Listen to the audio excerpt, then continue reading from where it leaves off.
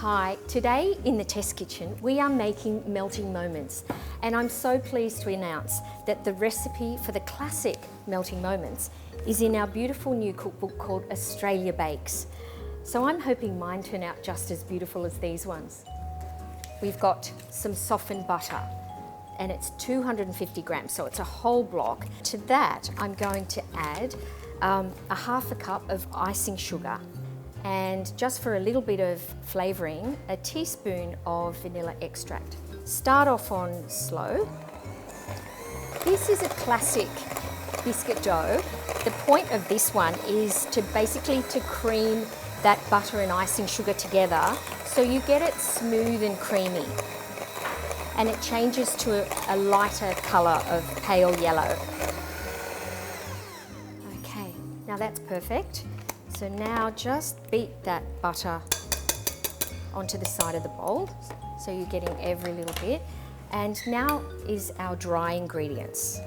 And I'm going to fold the dry ingredients into the mixture because I don't want to overbeat the flour, and because you'll end up with very tough biscuits. Okay, so we've got a cup and a half of plain flour. Just sift that in, and then half a cup of corn flour. Do you recommend definitely doing it by hand, or is it something You could definitely do it if you have a paddle attachment to your stand mixer. They normally come with whisk attachments and paddle attachments, so the paddle will actually cream it. So you could do it with that. Okay, so that's our dough. Now it comes time to shape them. So I've got a biscuit tray here, and you can see that it's completely flat. It doesn't have any raised sides, and this is perfect for biscuits because it does allow for even browning and baking.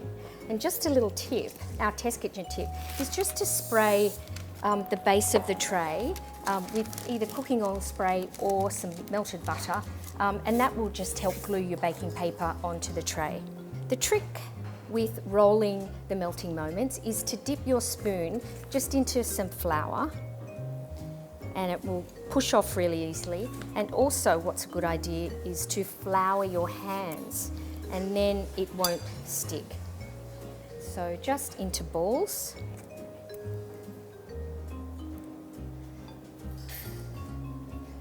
About walnut size or thereabouts.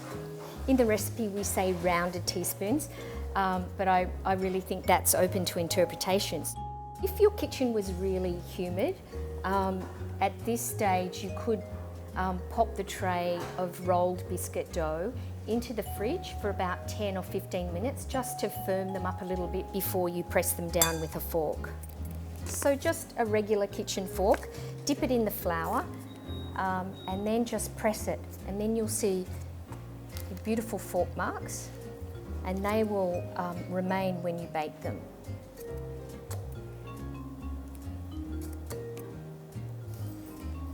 Alrighty, so they go into the oven at about 140 degrees with the fan, just for about 15 minutes, but check it a minute or two before the recommended time. What you're looking for is a beautiful golden, light golden colour, and when they're cooked you can basically push the bicky just ever so slightly with your thumb. So that's kind of the thumb push test, as we say in the test kitchen.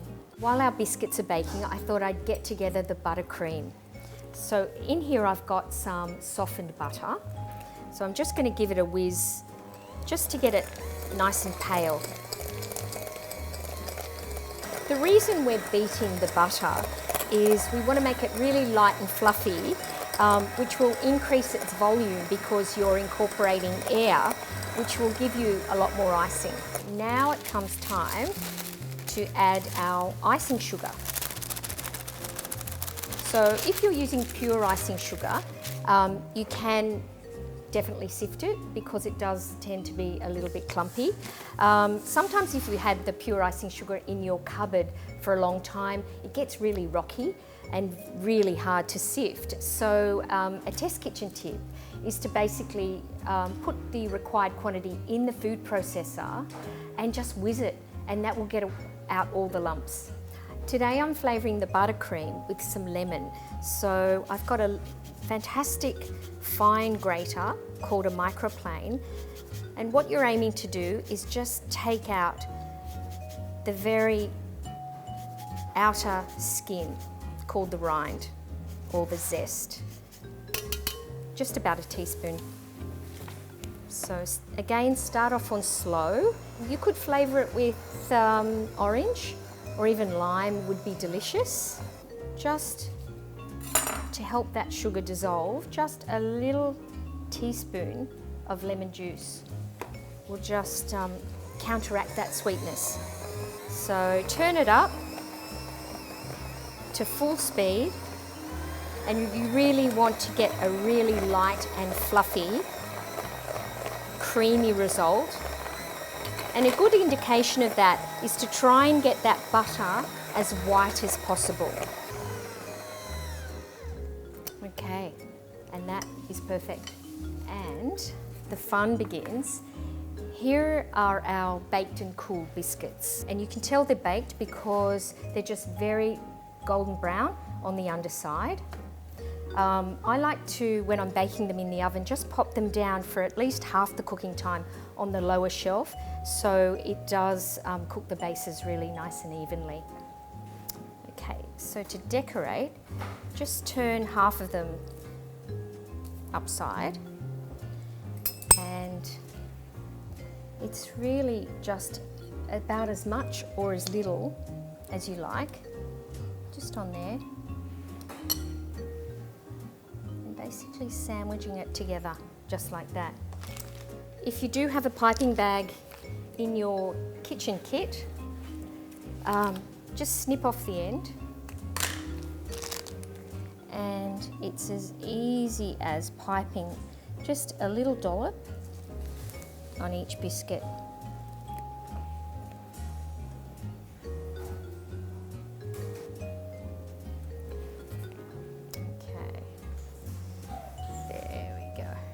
So, our beautiful melting moments ready to be devoured. So I just like to pop them on a, pretty cake stand, and then just a final flourish of icing sugar.